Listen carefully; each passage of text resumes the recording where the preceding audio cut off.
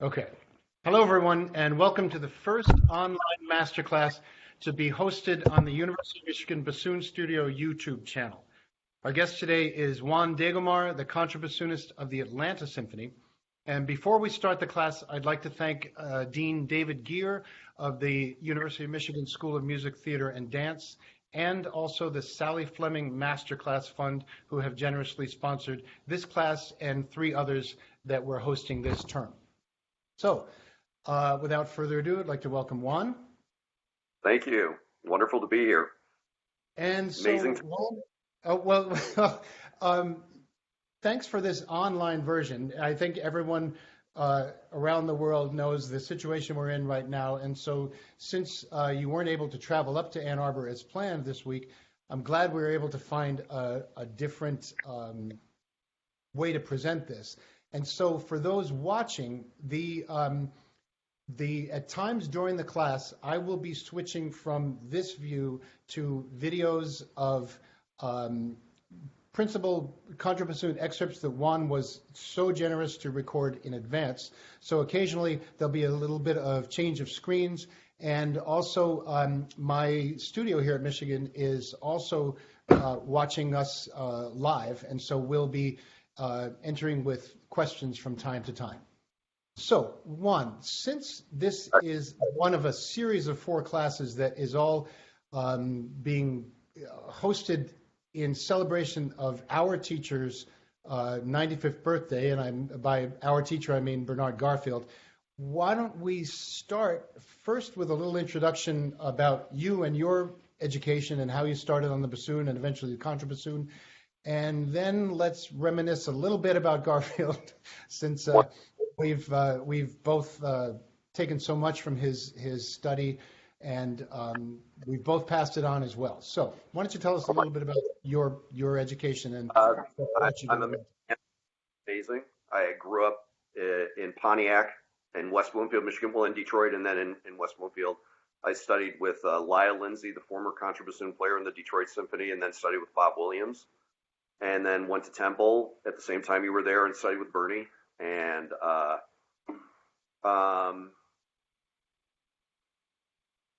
where did you go after that?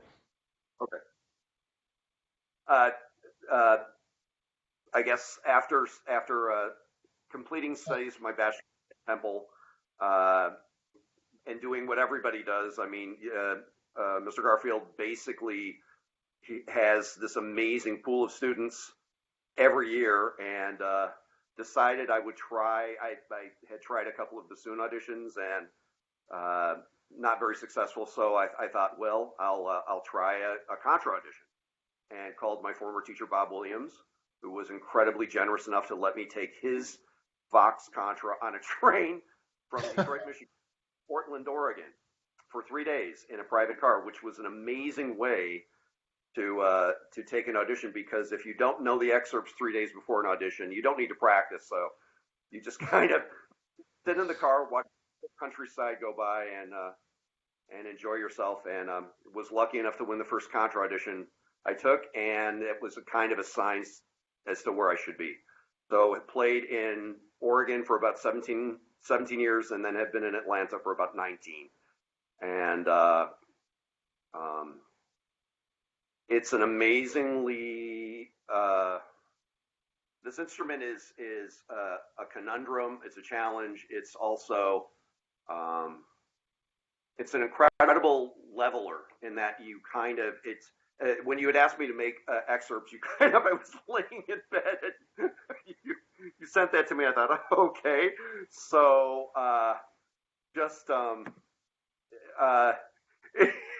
it's you know the tunes, you know them, you've worked on them, but to do it, and that is one thing about the contrabassoon. When you make excerpts, it's pretty humbling, because even myself, this is my 35th year playing professionally. I can go back and play those things and hear still, especially intonation. The instrument is inherently it's just a wild beast, and to get it to play in tune with a core to your sound is kind of a challenge always.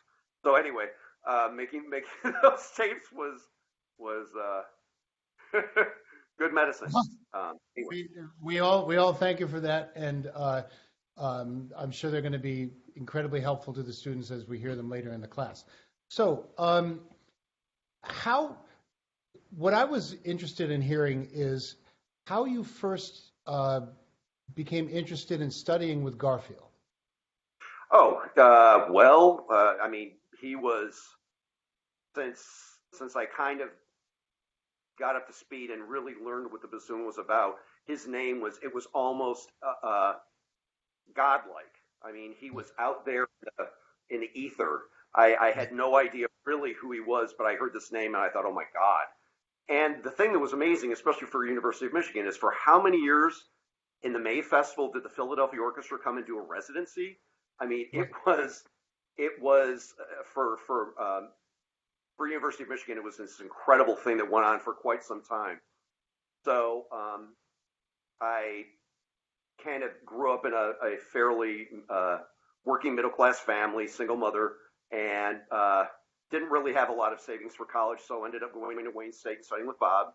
And Bob had been my high school teacher, and he was an amazing teacher, an amazing friend, and still with me. Always this ethic for beauty and sound, and in line, and then at some point I thought, well, anyway, I tried auditioning for Curtis, and it was at the same time that Rick Ranty auditioned. So, and you can guess how that went. Rick, of course, is an amazing player. You and I auditioned the same year. Yes, that was. Oh, I was also not chosen that year. So. Also, though, what was really kind of interesting is I remember taking a lesson with Bernie in Ann Arbor, in his hotel room, and I played the Mozart, which is a dangerous thing to play for that man, as you and I attest. I've had lessons 2-hour lessons where I couldn't get past the first 8 bars, and left like I didn't know what the heck I was doing. But anyway, played what I thought was a pretty respectable Mozart, and he suggested that I go into nursing. So, and honestly, and so later, many years, I mean, he doesn't remember who I am. I mean, I decided I was going to audition for him at Temple. I was stubborn. It's kind of like the question, if your student has to ask you, should I do this? And if they already have to ask the question, they already know the answer. To me, I couldn't be told no. So I was stubborn. I was kind of pig-headed and bullheaded, which is how I usually am anyway.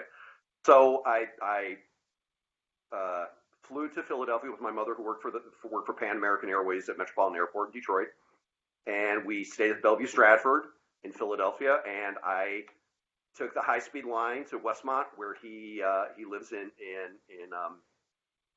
New Jersey, and he picked me up at the high-speed station. And in the 5-minute drive to his house, he's telling me the entire way how there are incredible numbers of amazing bassoonists, and that there are no jobs. And then we pull up in front of his house. So, do you still want to play for me? And it's like, yes. But I mean, honestly, he was being honest, because it's crazy. And sitting on many audition committees now and hearing it's not only have to be good, you have to be extraordinary, because it's not just your ability to play the excerpts. It literally is like the alignment of the planets. I mean, committees now make it so arduous for a candidate to win a job that it's insane.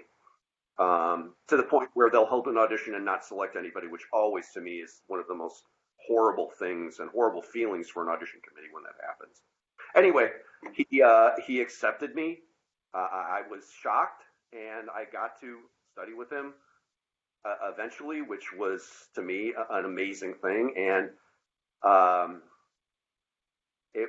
to witness him in that orchestra was an amazing privilege, because, and I'm sure Jeff can attest to this, I mean, I was jotting down some ideas. He was always, the thing that was really wonderful is when we were in school, they were still playing in the Academy of Music, and the Academy of Music was a hall that gave that orchestra its signature sound, but was so dry they could not record there.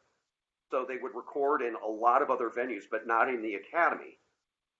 But what was really wonderful is they would have concerts on Friday afternoons and Saturday evenings, and the highest level of the hall in Philadelphia, known as the amphitheater, had free tickets for $2. So you would stand in line, and you would get your $2 tickets and sit up there. And Bernie was always one of the first people on the stage, always, like 45 minutes before warming up, whatever. I mean, it was amazing. I mean, he had this incredible ethic. Trying to think. Yep. Another little story. Cindy D'Almeida, whose recital you played on. I remember out for a drink after, because I was turning pages on her recital, and with Woodhams, and Woodhams said something to the effect that he had never heard Bernie miss ever. Right. And I it's like, yeah, yep. Well, our current horn professor here, Adam Unsworth, was in the Philadelphia Orchestra for years with Bernie, and he says the same thing. In my entire time with the orchestra, I never heard him miss a single note. And but that was one of the biggest legacies that I take from him in his teaching, is that no excuses. You're hired to do it. You're hired to do it right, not to put any excuses forward. And he never did. I never ever heard him do anything but stand behind the position of, you earn this job, you've got to earn it every single time you sit down. So. And in that orchestra too. I mean, playing in an orchestra, playing principal bassoon in any orchestra is difficult. Playing in the Atlanta Symphony is difficult, I would assume. Playing principal bassoon in the Philadelphia Orchestra is a whole nother level of difficult. Your standard is held to the absolute highest. Everything you do is judged at this incredible level. That's I mean, yeah. Look at how we're talking about how much he meant to us before we even auditioned for him. That he was the standard to meet, and that if we could only sit with him and learn. What's amazing too is that I think we come up from a pretty, especially now, we come from a pretty wide community, and I would think you would pretty much unequivocally have everybody say the same thing about him. He is universally respected and admired, and there's a reason. His level was as high as possible, and there were idiosyncrasies about his reed style, about what his setup was, maybe because of the hall he played in or the orchestra, that made his playing difficult to achieve. That was one thing for me, going from Bob, who played on very heavy reeds, and then going to Bernie, which played on the absolute end of the spectrum, the other end of the spectrum, and it was learning to unlearn what I had already done, and it was amazing. Our associate principal bassoonist in Atlanta is a guy named Anthony Georgeson, and Anthony still very much admires. Every time we play together, we click our bassoons together. We're both playing 7,000s, and the other two bassoons are 8,000s. So we're very much in the Bernie cloud when we're working, and it's a great fun. Right. Okay. Well, thanks to Bernie. I don't know. I think I'll let him know when this class is posted, so he knows we were talking about him. One other commercial about Bernie, and that is kind of an amazing thing, is that I actually he corresponds incredibly consistently with almost anybody who will communicate with him. And probably 8, 9, 10 years ago, I decided on Facebook to create a Facebook page for him, and it was fairly easy to do because there were any number of Philadelphia excerpts online with him playing. So if you haven't joined that page, please petition, and it's an amazing resource to hear his is artistry. It's an incredible thing. So, but because of that, I I correspond with him pretty frequently, more on the receiving end, but it's kind of an amazing thing. I'm incredibly honored that occurs. I'm still not sure why. We're thankful that you put that up. So, okay, so let's start in on the Contra class. So you were kind enough to send us a sort of an outline about studying the Contra. So you start with it that the fact that every bassoonist should play the contrabassoon. Every bassoonist should play. So start with that. Look at some of the most recent jobs won, say in the Chicago Symphony, St. Louis. I mean, you have players who are fairly young. I mean, I think Miles played in Kansas City for a few years before winning Chicago. Miles is a superb contrabassoonist, but also a superb bassoonist. But the point is that you have one more avenue to, albeit not an easy one, because getting hold of a decent instrument is sometimes challenging.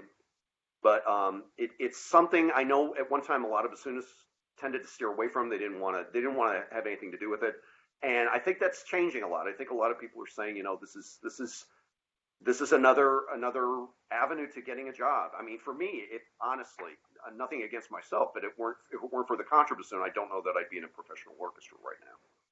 Wow. So I would highly recommend for everybody to kind of gravitate at some point toward it. I want to give kudos to my colleague in the San Francisco Symphony, Steve Braunstein. They're one of the first institutions that has a secondary degree,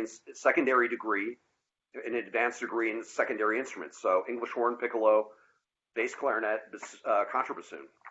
In your master's, you can take a term of study on that, and I think it's an amazingly forward-thinking thing to do. And again, so and it really other than the instrument, I mean, it's not hard to make reeds.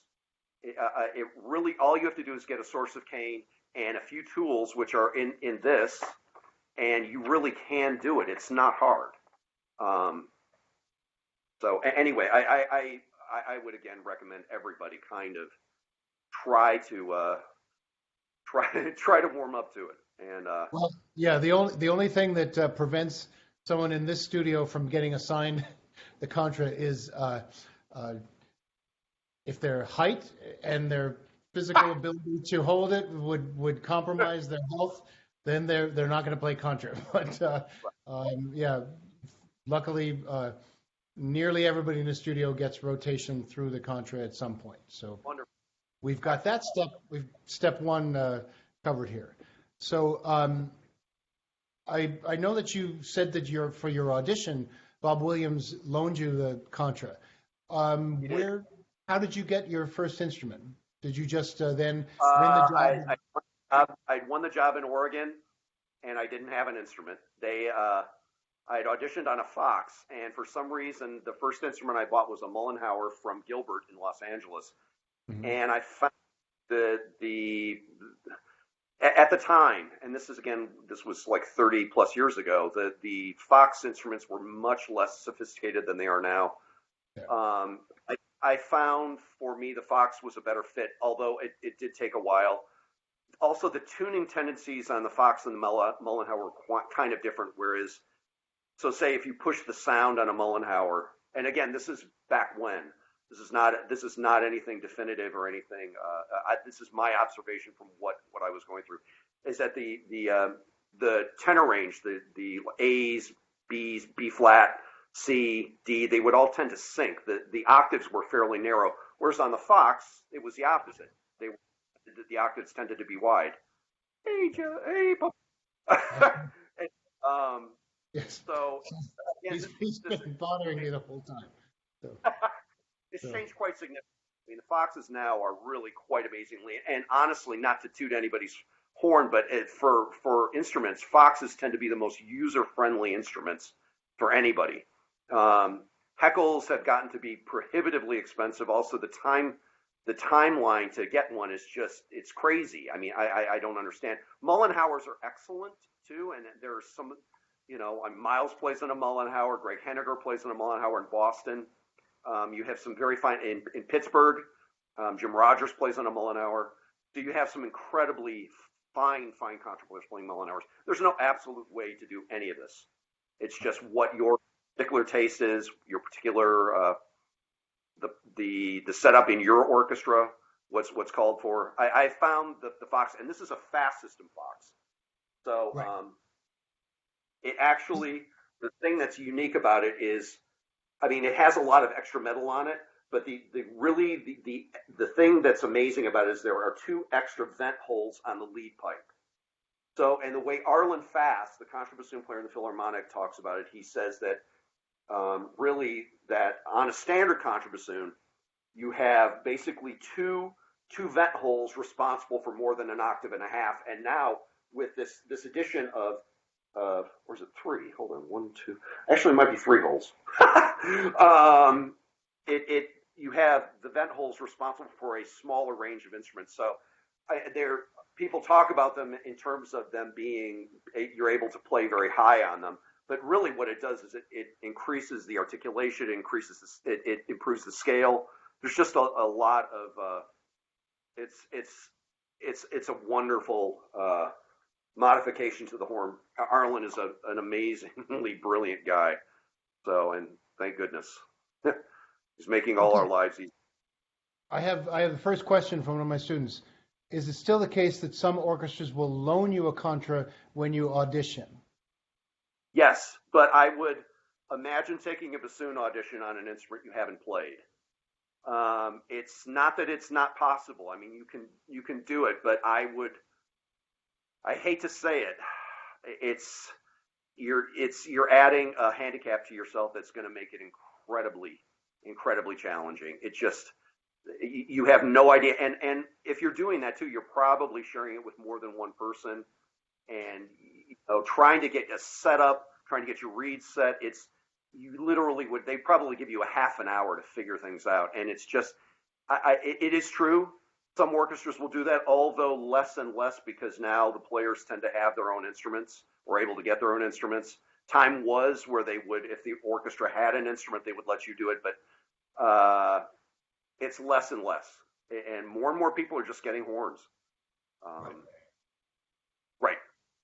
So less so. And honestly, again, if you were to take a bassoon audition, pick up a horn a half an hour, before or an hour before, and try and figure out what you're doing, and then take the audition. It's kind of the same thing. Right.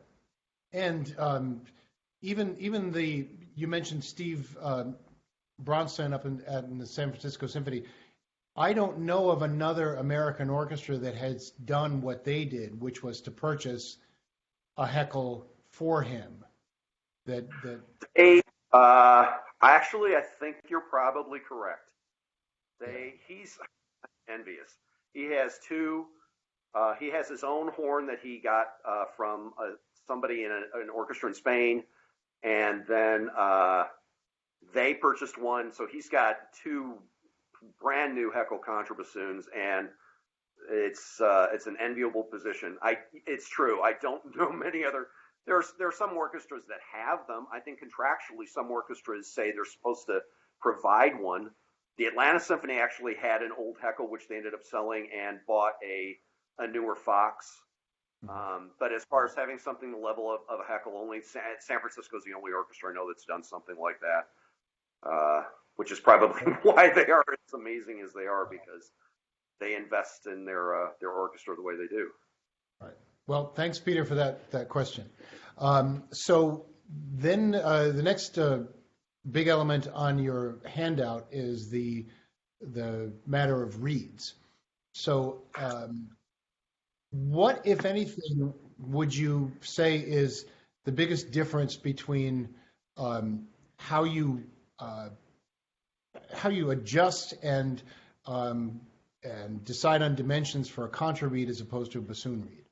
It's actually, that's a really good question, because initially I tried, especially coming from Philadelphia, where the reeds have a very unique scrape.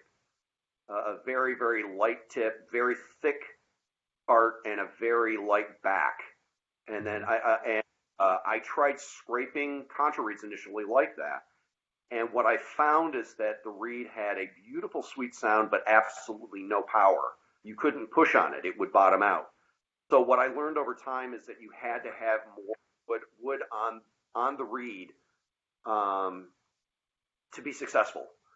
So and over time, I started with standard shapes and then ended up with a Rieger K1. And the reason why I ended up with a Rieger K1 is that the Rieger tube was longer. The tube averaged from the first wire to the butt about 1.5 inches, which is a little bit long. And then what I would do, and there really wasn't any rhyme or reason, it was through experimentation. And this is why it's not that hard for any of you to do this. I would make the blank, and then I would cut the tip off as close to the fold as possible. And the reason was to get it to play in tune. That's where you had the longer tube and the longer blade, and without having to take as much off the reed. So basically, the reed would play in tune quicker with more wood on it, which would give me more room to push against it. I played in a hall initially in Oregon that was a 3,000 seat hall. It was horrible for low instruments. And I don't know if it's just basically that's the scenario everywhere, but I'm in Atlanta now. This hall's about 1,700 seats, and it's still not that great. So you keep trying to develop this thing where you're trying to get a sound across, and this is one of the things about contras that people equate buzz with projection, and that's not necessarily a healthy thing to do in my mind. So with this, which was basically roughly about 3 inches long, you could take the first wire and put it about halfway, and literally cut it off at the tip, and then leave the front of the tip alone, and just start slowly taking off the corners. I rarely use a plaque. I rarely use a knife. I mostly use a file or sandpaper, and I would just take down. And one of the first tests I would do on the Contra to test the reed was the octave S.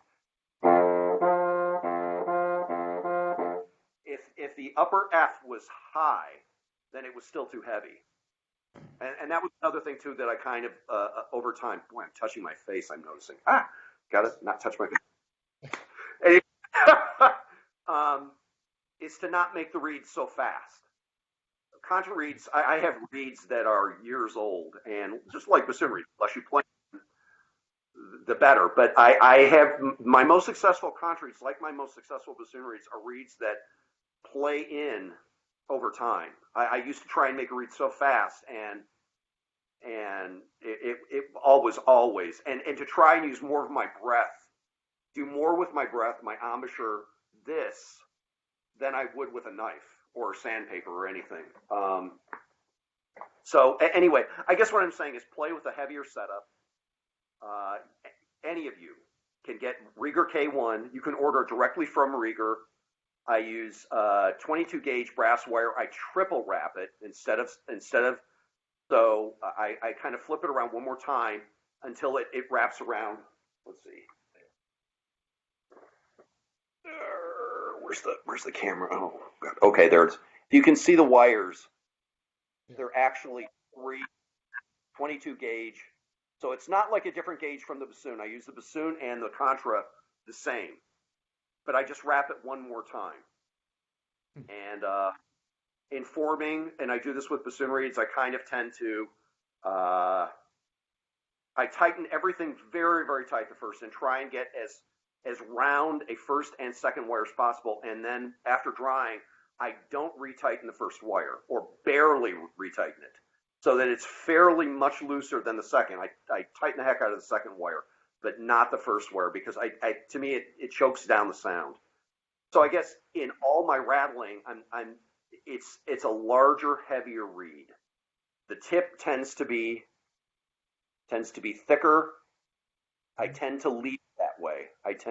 Oh, that's right. Okay.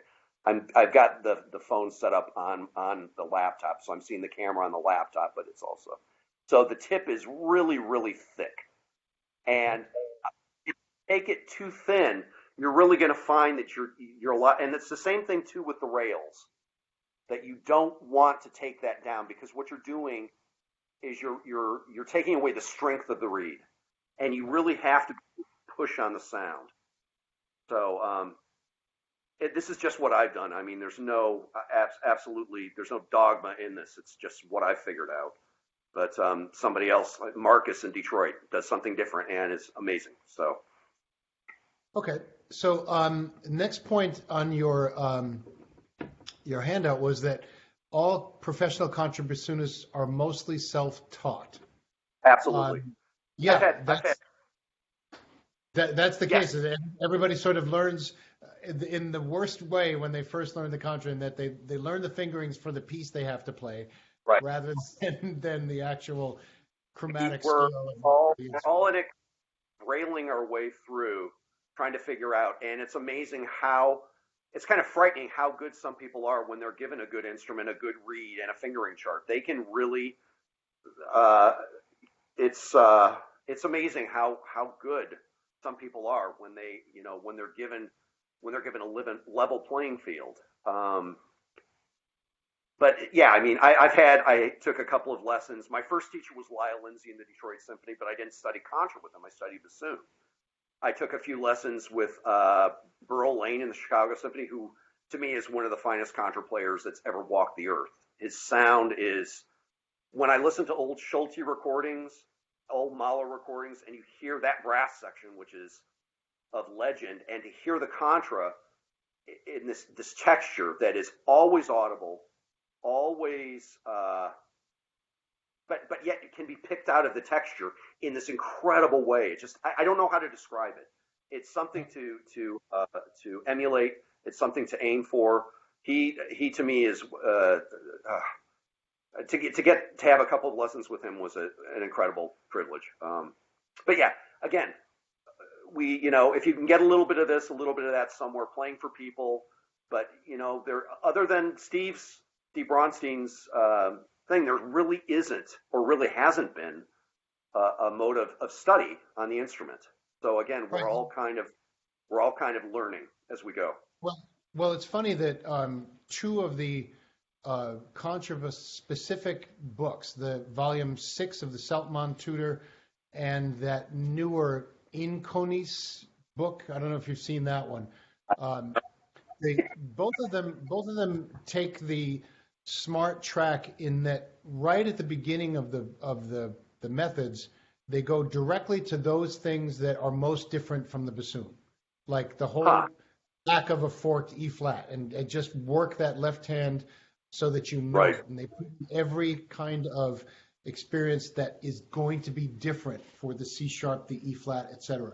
And so it, especially the Seltman, I think is brilliant in that it just says, we know what you're doing. You've just been given this instrument and a fingering chart. And so here's the most important thing. So to my students, if you're interested in exploring the contra more specifically, that would be a great thing for you to look into, is that specific Seltman book. And then I've got the Inconis in the studio as well, and you can take a look at that. I see that we got another question. This was from Aislinn. So she asked, do you recommend specific technique practice to continue developing skills? Like what would you, if you were advising any of my students technical exercises for the contra, what would you suggest? I would advise them to try and do as much of their bassoon rep on the contra. So say the Mildy studies, as the Weissenborn, those are great. I mean, what I don't know the books you're referring to, but what I know of contra-specific studies are fairly limited. So I think a lot of people kind of tend to adapt bassoon repertoire for the instrument and kind of push themselves. Bach unaccompanied fellow suites are great. anything that you kind of can push yourself beyond what you think is possible. Again, I mean, for me, the Mildies are the scale studies are I pretty much every time I go back to those, and I try and get through as many as I can in a sitting. One thing Garfield I remember, speaking of Mildies, is that when he was studying with Kovar, he would go back and take lessons with Kovar, and he said one of their things that they would do is they would sit down. He would sit down for Kovar and basically play from 1 to 25. And I thought that was an amazingly frightening thing to do, but that's what he would do. And I mean, I actually hearing Bernie play all of those, I think would be kind of a thrill. But that's what he would do with Kovar. So, but yeah, pick up something challenging. I mean, on a lot of the bassoon auditions or a lot of contra auditions now, you hear them put the slow movement of the Mozart on the audition list for solo, which I haven't had yet to do in an audition, thank goodness. And I'm beyond my years are beyond my audition lifespan. So, but I would advise you to start say with the Weisenborn Mildy studies and to go through that on the contrabassoon. And I think that for me is a little bit more beneficial than doing something that might be contra specific. But I think that the two studies that you recommended and the fact that they're talking about the idiosyncratic differences between that and the bassoon are really, really valuable. Yeah. Now, speaking of auditions, you mentioned that you're very often in a contra audition going to be playing for people who don't play the contra. You know, you'll have bassoonists on the committee, and you'll have the rest of the typical committee, which will be a balance of string, brass, wind, percussion players. And that led me to wonder, have you ever, as a professional contrabassoonist, been asked to consult on another audition? Like, has an orchestra with a contra opening ever asked you about coming in to assist with a contra audition?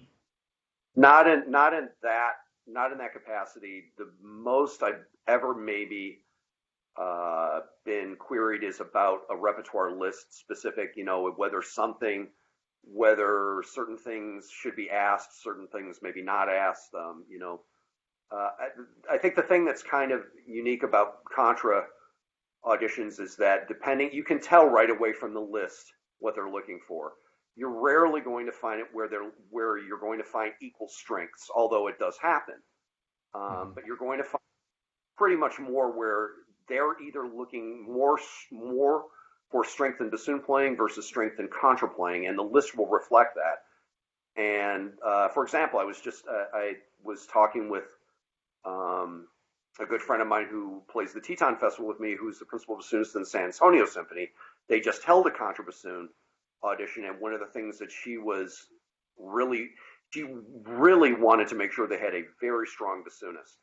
And my advice was to not wait too long to hear the contra in the process, because that can be something that absolutely you can have an amazing bassoonist pick up the contra and all of a sudden it's like, oh wow. So I know exactly what they did, but I know for them, they were looking for a very, very strong bassoon player. Los Angeles, when they just held their audition, their list was predominantly more contra focused. And they, you know, you had the standard things like a lot of times now on contra auditions, they're asking Bolero, Tchaikovsky 4. They'll ask things almost always. They'll have the Brahms Violin Concerto. That is the bane of my existence.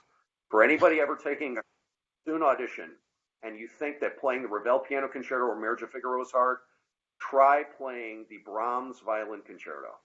That is by far the most difficult thing you will have to do. Anyway, Brahms Violin Concerto, Marriage of Figaro, Berlioz Symphonie Fantastique, Ravel Piano Concerto possibly, those things, Bartok Concerto for Orchestra, the third bassoon part in the second movement when the game of pairs, when it returns the second time. Those are the things that you probably will be required to play on the bassoon, and probably part of the Mozart. But okay, I have a question related to that from Daniel. So he asks, as someone who sits in on auditions, what are the things that distinguish a great contra player, or aspects of playing that you look for in a contra player? Okay. And actually one of the things that I find the most important for me is uh, the Contra is really unwieldy, and as I discovered the other day when making excerpt to send to Jeff, in that it's even after 35 years, it's still got its problems. The things that I look for are a good scale, a defined pitch. I mean, it's easy to get a sound, but sometimes the sound is a quasi sound. It's the core of the sound may not necessarily be defined, and that's something you want. You're almost holding the committee's hand and saying, this is what is possible with this instrument. You want to show them that there is a defined pitch that is always there. That your rhythm, of course. I mean, these are things that go without saying. Of course, you want good pitch, always impeccable rhythm. But on Contra, it's in some cases they're not really aware of what the instrument can or cannot do. They're not aware of the instrument's limitations. So it's yeah, it always have a defined sound. That's why I tend to have a more covered concept. It's funny, when I played the Oregon Symphony, I had a lighter concept, and I was still the darker of the three players there. And then I went to the Atlanta Symphony, which has an incredibly covered concept of sound. And I went from something where I was the darkest to being the brightest of the mix. And over time have gone to the Atlanta Symphony is a lot like the Cleveland Orchestra in that in the bassoon concept, although it's changed because we have a different principal bassoonist. Our former principal bassoon player lives in Saline. If any of you guys want to take a lesson with him, I think he'd probably love that. All COVID to clear out though. But Carl Nicci's fabulous bassoonist, fabulous friend, dear friend, an amazing leader, amazing artist. He had a very Cleveland-like concept, very limited use of vibrato, the sound in the winds tended to be very chorale-like because of the Atlanta Symphony's choral tradition. So it was a very unique aspect, and he was a player too that had a preponderance of low partials in a sound for a principal bassoonist. It's a very unique thing. What were we saying?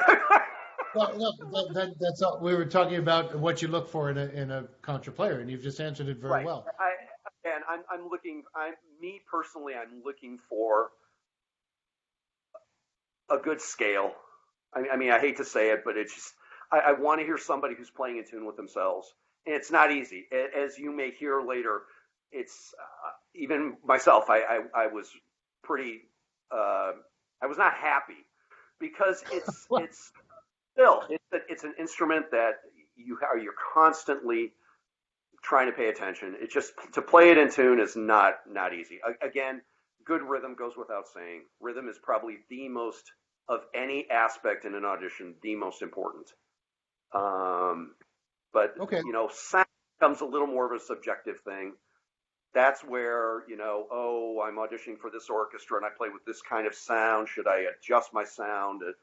Should I, you should pretty much always, and I remember taking an audition in Cleveland and talking to people, well, Severance Hall is like this, you should do that. And, after a while you just start overthinking, and really what you should do is play the way you play. Right. And that is the best thing you can do, because honestly, if you're not what they're looking for you probably, it wouldn't be a good fit anyway. Although it's weird. I mean, those unique signature sounds are less so. There's more of a uniformity across the board. But anyway, again, a defined center of pitch, a defined sound, less a quasi sound, less a noise, I guess. Right. Okay, we have a different question now. Peter wanted to ask about what you think makes a good contra embouchure and its relationship to the bassoon embouchure. Is it tighter, looser? Where do you place it on the reed, etc.?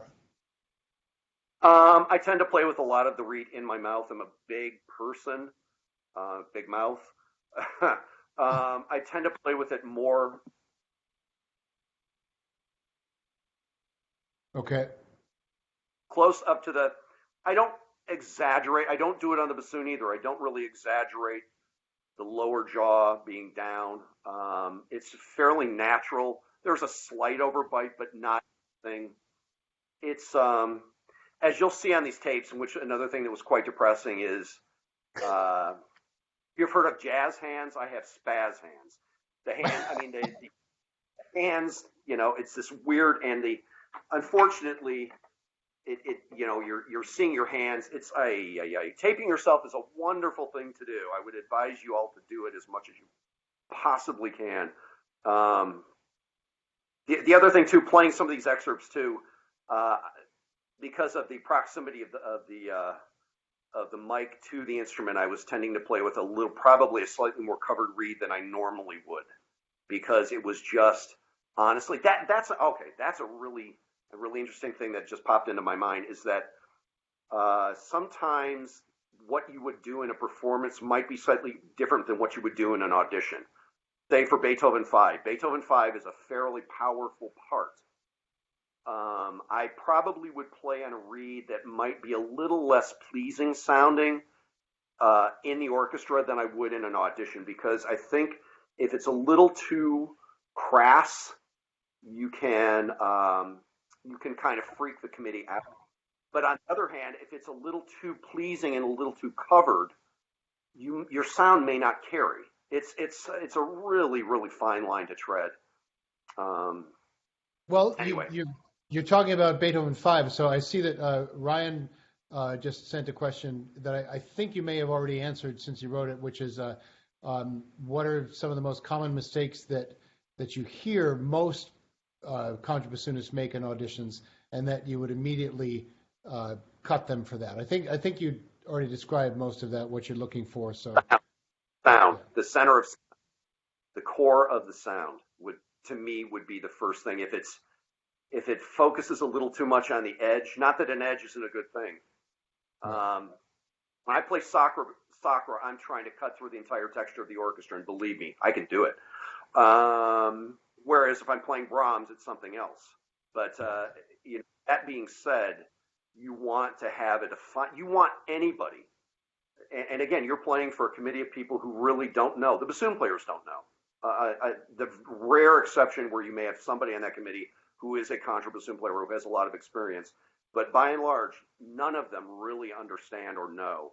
So you need to take it upon yourself to demonstrate to them what is possible with the instrument, and that it is musical that's possible, and that there is a sound, a tone that is good. That is possible. Okay. Well, the first excerpt that you sent me and that I can pull up is Beethoven Five. So I'm going to attempt to share the screen with everyone. So let's see how this goes. Oh boy. Okay. Click here to start sharing the screen, and here we go. Does everybody see that? Okay. Let's try this. Beethoven Five.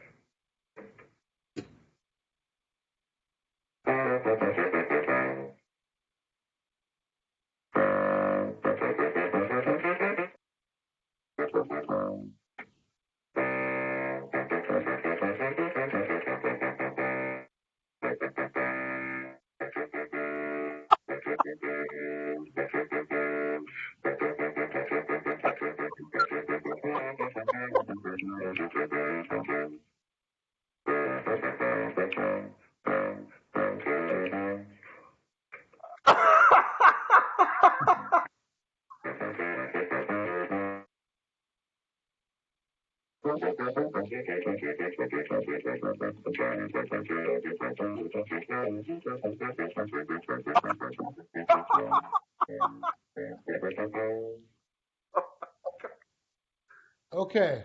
So that sounds pretty horrible.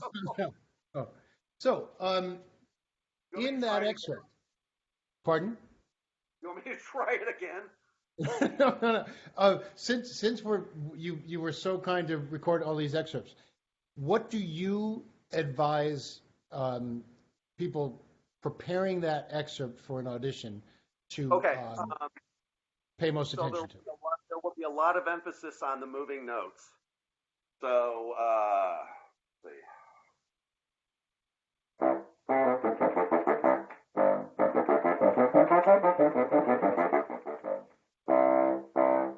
it's the long notes that actually will be the most ear pulling. If my ear in an audition is pulled in a positive way, it's a good thing. If it's pulled in a negative way, it's a bad thing. But everybody will be so fixated on the eights that when they get to the notes like, and sometimes that D or C sharp will be really out. That like the eighth notes will be great.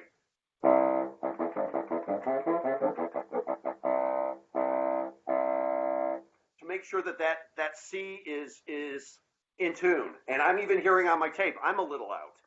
So, but that it's and it's kind of weird. This is kind of a general thing in excerpts in general. You're so fixated on certain aspects that the things you take for granted, the parts, the easiest parts, or the tutti parts might be the thing that actually give you away, or are the most telling. If you're playing a great, chai four, but then you play a tutti part after, not that they'll ask for it, but if that has to also be in tune as well and beautiful, and anyway. Okay, another question. Sorry. Another question from Allison. When trialing an instrument being considered for purchase, what should one be looking and listening for in a contrabassoon? You probably want to have a good idea of, before going into it, what the nature is of each instrument. I mean, because of price, you're probably going to be looking at either a Fox. An Amati is an inexpensive way to purchase a Contra. It's a check-made contrabassoon. They're fairly, compared to the cost of Foxes, which are now anywhere from the mid-20s up to the low 40s. An Amati you can get anywhere from 5 to 10,000, depending. I think it depends on the person's taste. I probably trying different instruments yourself and seeing what you like, seeing what works for you. I don't know that there's anything. Your teacher too, say you know a player in an orchestra that you listen to a lot, and they play with a certain setup. That might be somebody you wanna kind of emulate. It really depends. It's hard to have a definitive answer to that question. Well, you mentioned how yours is a fast system, and I know that Mark Romatz in the Metropolitan Opera has a fast system, and I suppose Arlen Fast has one. But how do you view that? Is that an essential component now of a Contra? No, I mean, for me, it's not. No, it's a car with power steering and cruise control versus a manual transmission. It's not a prerequisite. It's just bells and whistles. It does improve, but not by any means a requirement. I mean, they're prohibitively expensive. There aren't that many of them now. Since Chip Owen has left the Fox factory, I'm not sure the frequency of instruments made. Arlen Fast is the person who has control of that, but the Fox factory is the entity that manufactures. So, but anyway, yeah, it's totally an individual thing. Okay, well, Ryan sent more questions about excerpt-specific mistakes that you might run into. So let's go to another of your recordings. Okay.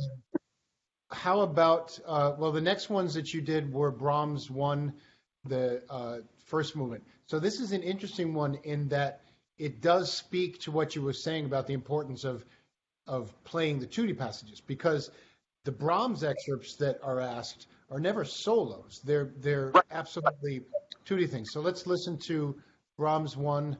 I've got to go back to screen sharing. Here I go. Click here. So here's Brahms 1, movement 1. Brahms 1, movement 1.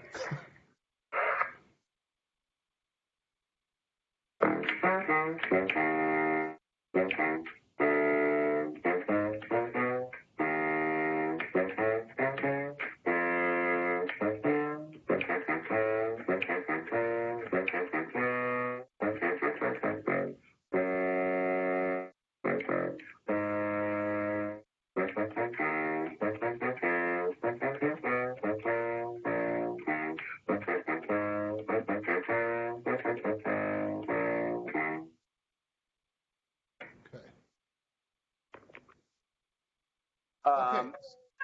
So if I had to critique myself, I would say that I'm hearing the sound sinking a little bit. Uh, Honestly, just to be fair, it's probably the setup I'm using would need to have a little more read, a little more meat to the read, not sound, but more to push against because it sounds like the read that reads is a little bit overblown because of the proximity. I didn't want to have anything too loud, but what it is, uh, I'm hearing the sound bottoming.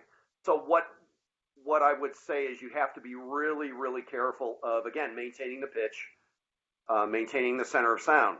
And in hearing myself, I'm hearing that that's not actually that's actually a problem.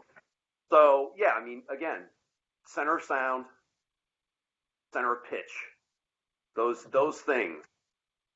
Now, the one of the things that is unusual about the Brahms excerpts and the Beethoven excerpts even more is that you're actually you're doubling the double basses. You're Right, really not playing with the bassoon section. So, right. what kind of challenges are there um, when you're trying to blend the sound of a contrabassoon with the sounds of the double bass section, like in Oh, advance? it's for example. I mean, like the opening of the fourth movement. The bassoons aren't even playing. They don't. Well, no, they play. That's not true. But they don't play the first note. The first note is just.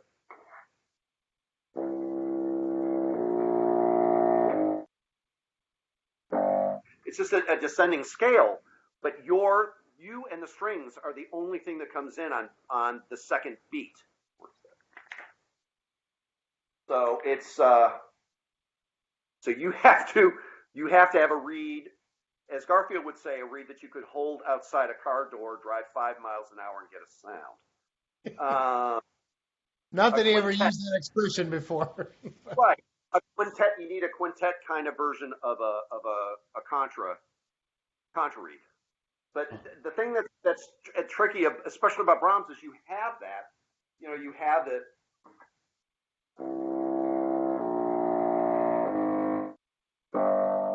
But then you have also.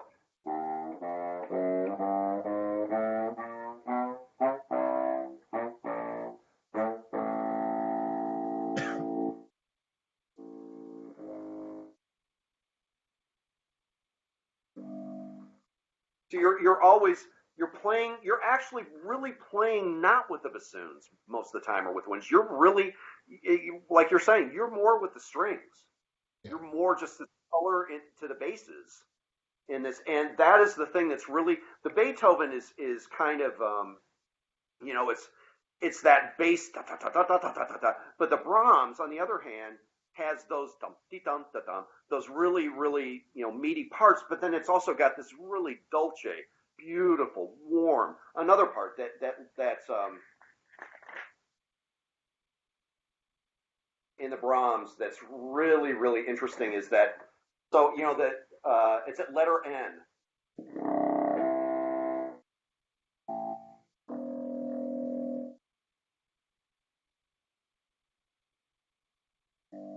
So that goes on, and you're playing. But the thing that's really, really great that I love is that before letter O, 13, 14, 15, 16 bars before letter O, in the last one of the Brahms, you get this really cool thing where it's just you and the strings.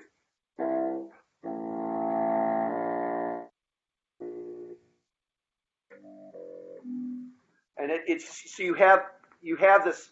That's why the Brahms to me are so incredibly challenging because you have this mix of this really beautiful, warm, again, and to the famous chorale, bum dum dum dum bum bum bum bum.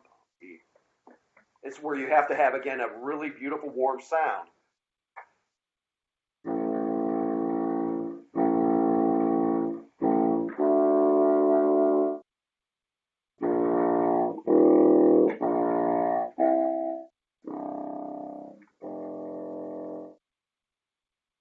So anyway, it's tricky. It's tricky because again, you have these different types of textures going on all the time.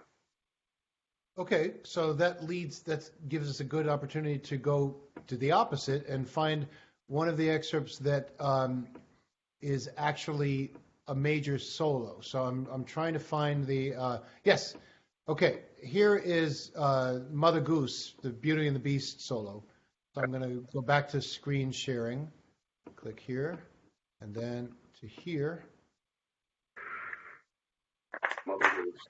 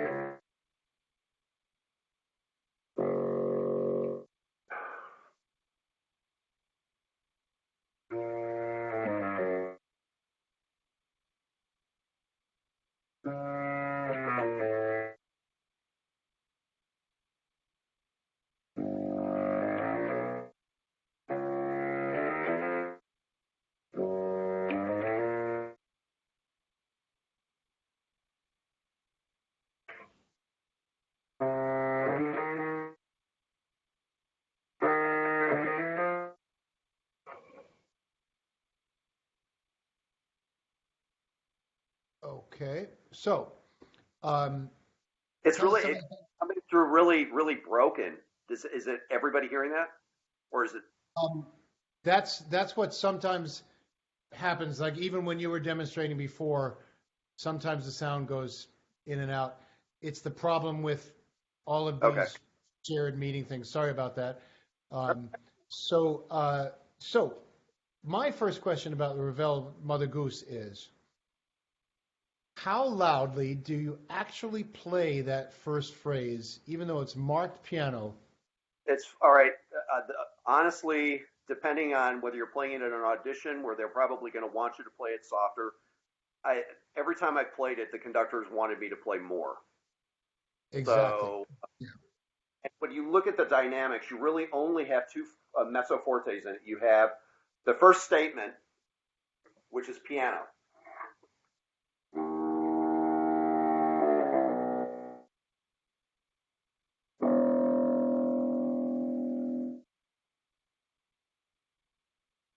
And then the next thing is mezzo forte. But if you push, you have to be very, very cognizant. Every time I've recorded myself for these things, the F, that next F, that mezzo forte, because you're playing with such a soft, for me, a soft setup, you have to make sure that that F is not flat. And I mean, so.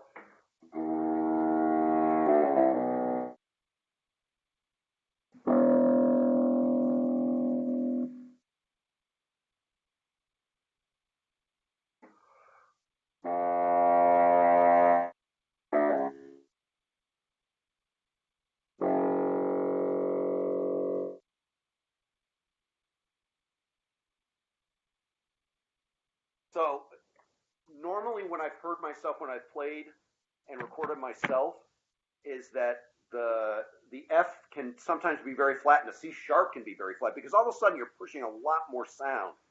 So be really confident. The other thing too that's really in an audition they're going to be listening for rhythm, and this thing, because it's so amorphic, it's really hard to get a pulse. So for me, the thing that's really crucial is not the triplets. The triplets are, you want to make sure to play a triplet, but it's the relationship of the notes in the first five bars. So you've got D, da, dee, ba, So where you place bar 3, 4, and 5 are really what's going to tell the audition committee what the rhythm you're playing is. So if you're fixated on what the triplet's doing, that's fine, but make sure though that the pulse dot dot dot dot dot beedly dot dot dot dee dee dee da. That's the other thing, and it throughout. I mean, it's so tricky because the rhythm is in the orchestra, but when you're playing it in an audition, no. Right. So just as a sideline, some of the times you were just playing and demonstrating, the sound again dropped out. So to all the students, I'll make these individual videos available to you via Google Drive later on. It's funny, when you played the clip, half of what I was playing I couldn't even hear. So yeah, I'm sorry. Anyway. That's one of the things that we're finding out with these online teaching portals, that it doesn't work for any instrument that we found so far. And also Aviva mentioned that I should tell everybody where to find the excerpts in the packet before we start playing this. So I apologize to all the students for jumping around and not telling you exactly where the excerpts are. So we'll change that coming up. Okay, so a new question from Ben. How have you been able to encompass the dialogue of the beast in that solo through your playing? Do you mean pictorially, Ben? Why don't you, Ben? You explain your question a little bit more. So the whole solo is supposed to be a dialogue, or the whole movement is supposed to be a dialogue between the Beauty and the Beast, correct? Yeah. How have you been able to tell that story, I guess? You kind of, I think it depends. I mean, I've had some people ask to play it very obnoxiously, and then less so. The clarinet is obviously Beauty. I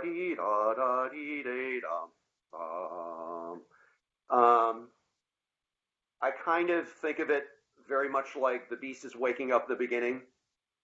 He's kind of sort of awake. And then the second statement, the mezzo forte, he's waking up. He's definitely waking up, and he's probably not happy.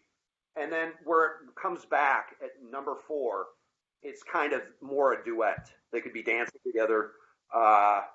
It can be Belle. It can be Disney if you want to think of it in that terms.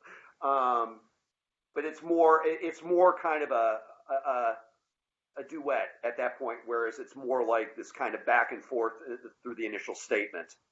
And then the music too. I mean, the music is very plaintive for the clarinet, and then you have bum bum bum bum beedly dum bum bum bum bum bum beed dum beed dum beed dum. It's more ominous. So it depends on what you want to do. I would have fun with it. Again, keep the rhythm. But yeah, I mean, it's as much character as you want. I mean, I tend to think of it as more of a pretty beast. Maybe it's because I'm a pretty beast.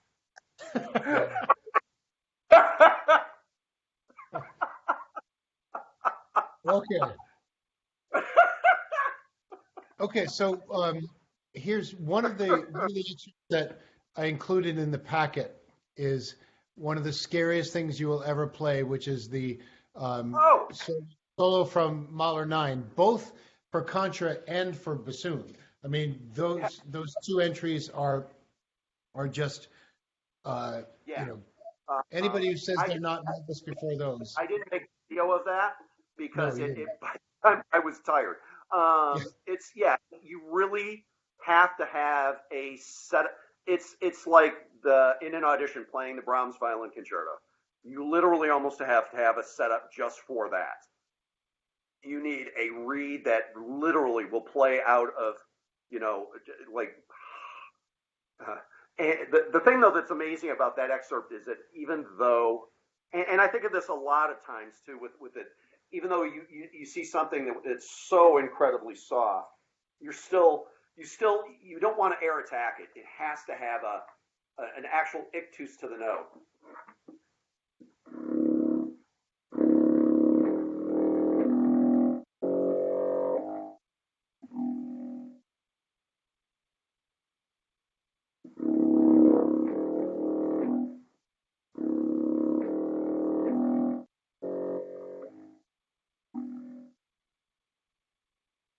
You just want to make sure that the thing comes out. It's the same thing in the Brahms with when you have the.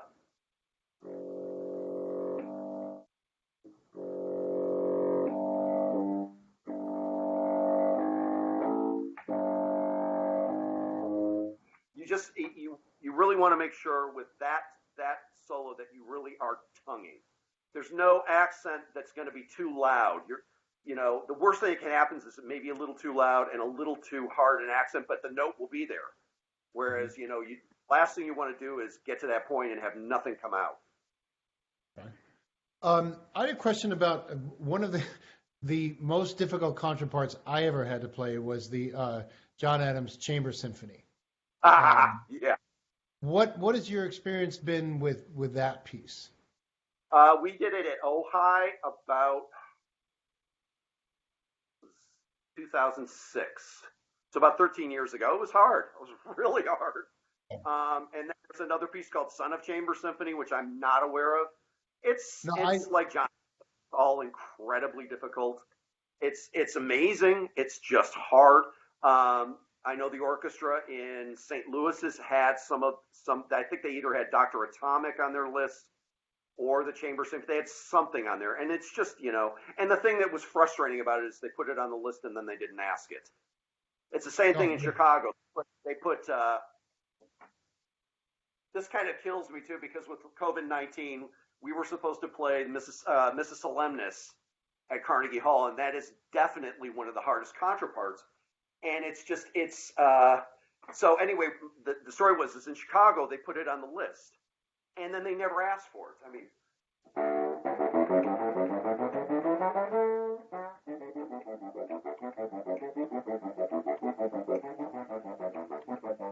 it just goes on and on and on. And it's a lot of back and forth between C sharp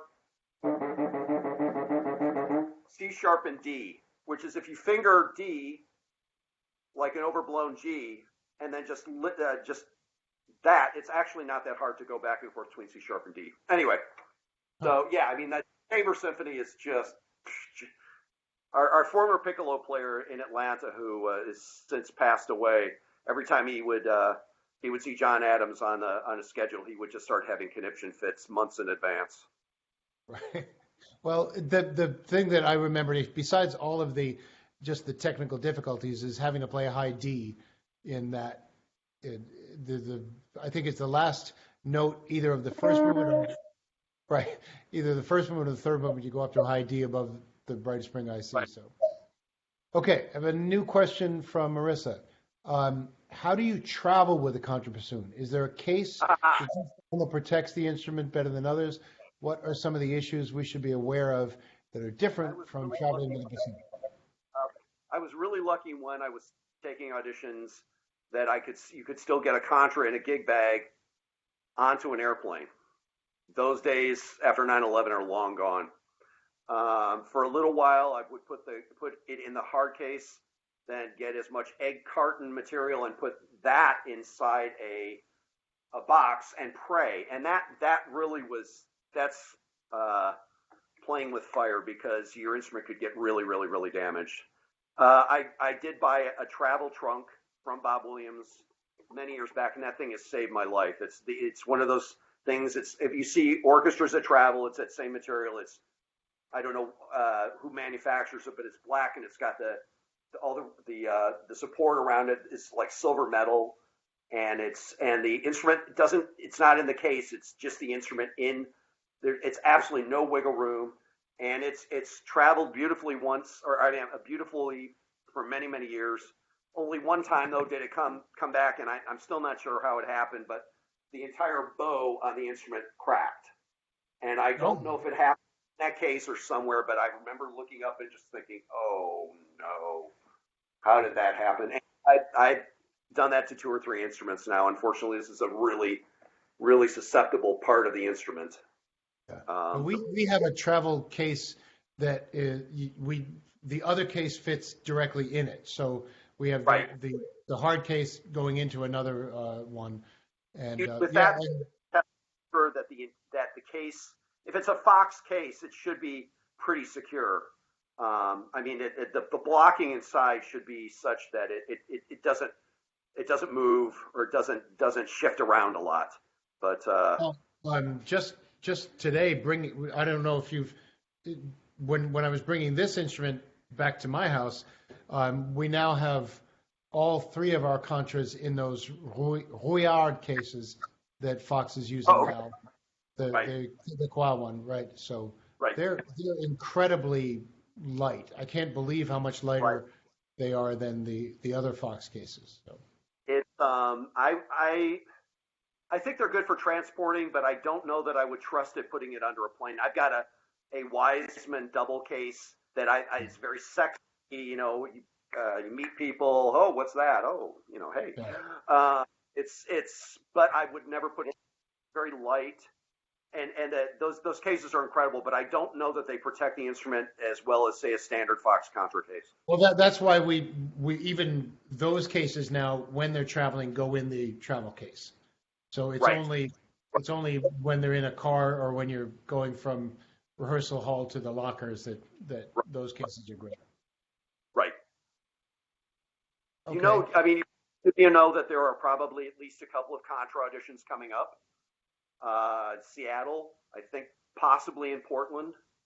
You want to live in the Pacific Northwest. Great jobs, great orchestras, beautiful country. Anyway.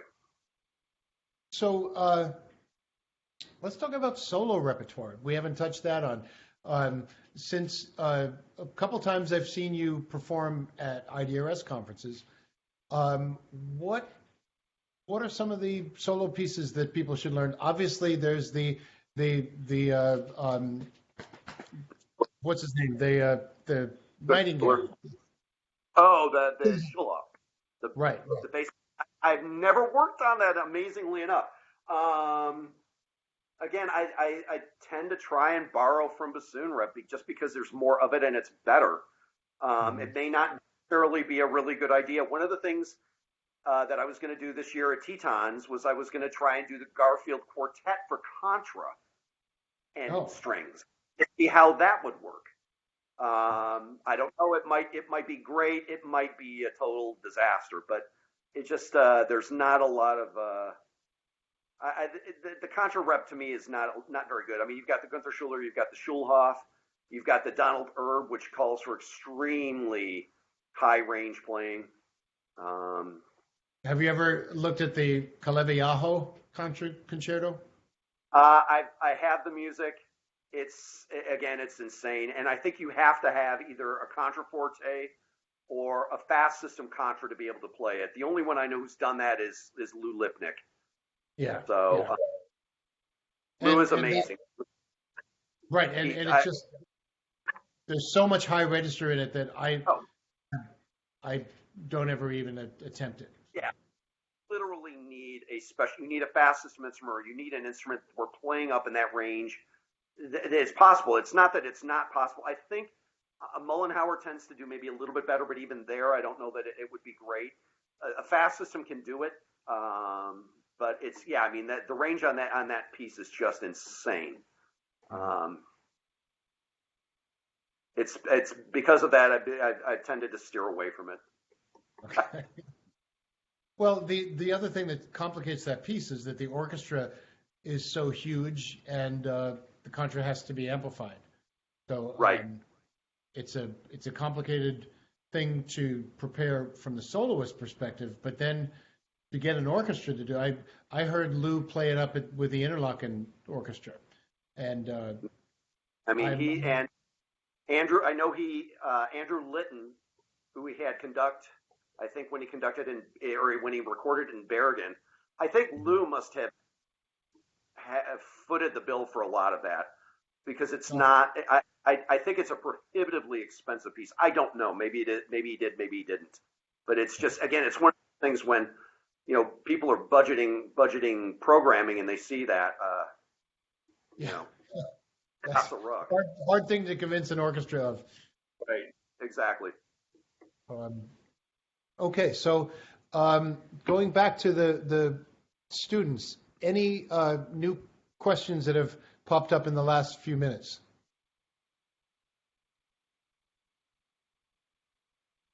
No one? Okay. So you've told us about upcoming auditions. You've told us about your approaches to auditions. Um, what what are some of the things that you have not yet done in terms of orchestral works for the Contra that you're really looking forward to sometime? Like, I'd love to play the Glier Third Symphony, okay. Ilya Muromets. Yeah. That's got supposedly a very, it's kind of slightly, it's kind of a cross between the Deems Taylor, the Through the Looking Glass, and the Mother Goose. It's got a pretty extended contrapart. There have been a couple of orchestras that have put it on lists, but it's very, it doesn't happen very often. So that's something I would love to see. Honestly, 35 years I've played left-hand concerto probably 3 or 4 times, and once was just about a month ago in Detroit when Marcus Schoen had some family issues. Weren't you supposed lucky. to play it this week? Weren't Pardon? you supposed to play it this week? Yes, we were supposed Yes. to play. We're supposed to be playing it right now with, strangely enough. And what was funny is he was doing it in Detroit too.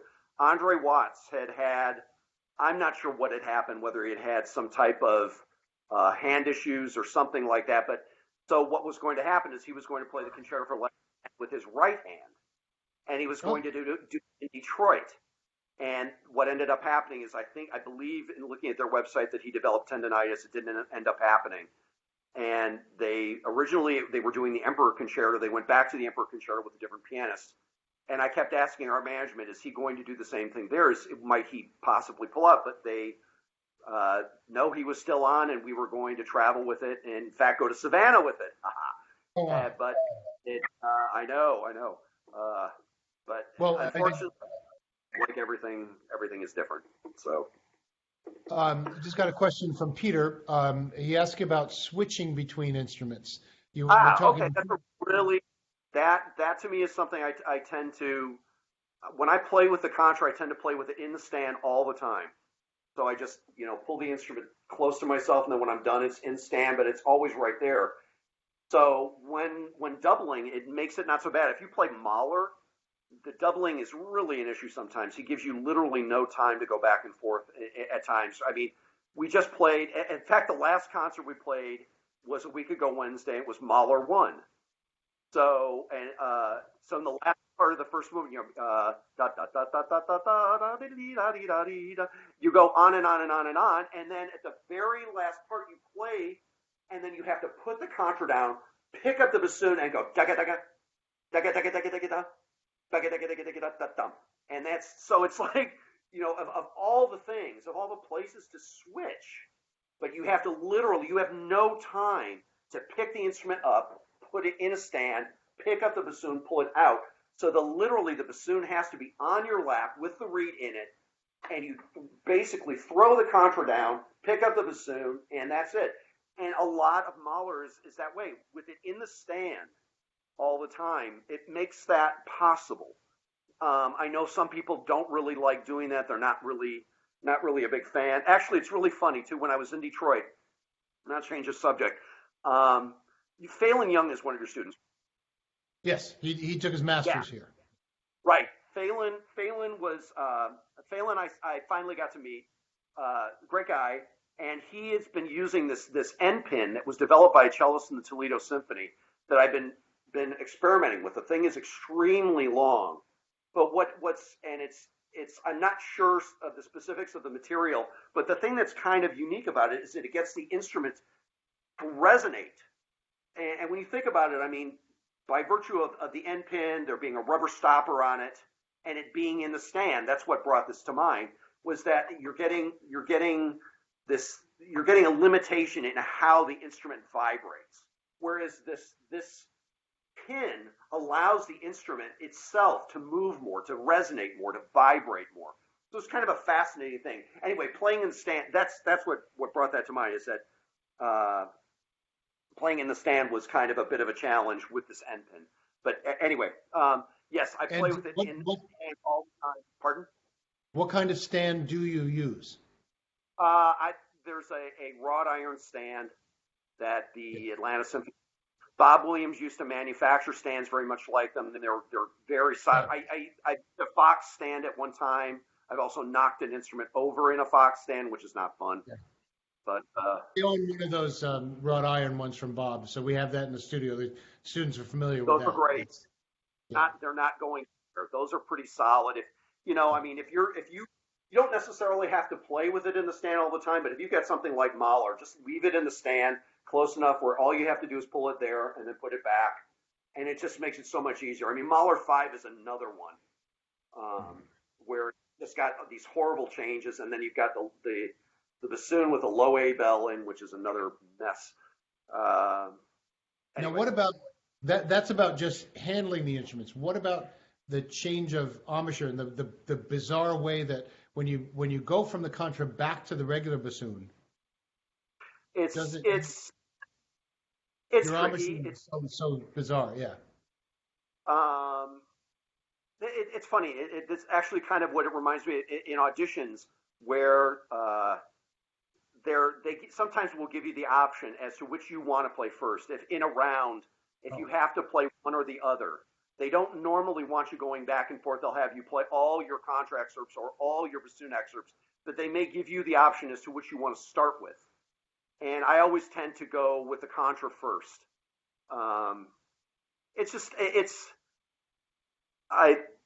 For me, the back and forth isn't as bad. I mean, I think my setup on the bassoon is pretty.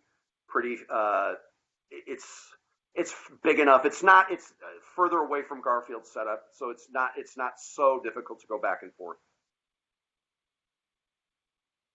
Okay, well, I think we've covered so many topics now, and without any last questions from the students, I just want to thank you for such an incredible class. And I'm really sorry I couldn't make it up there, Jeff. Everybody, please be safe.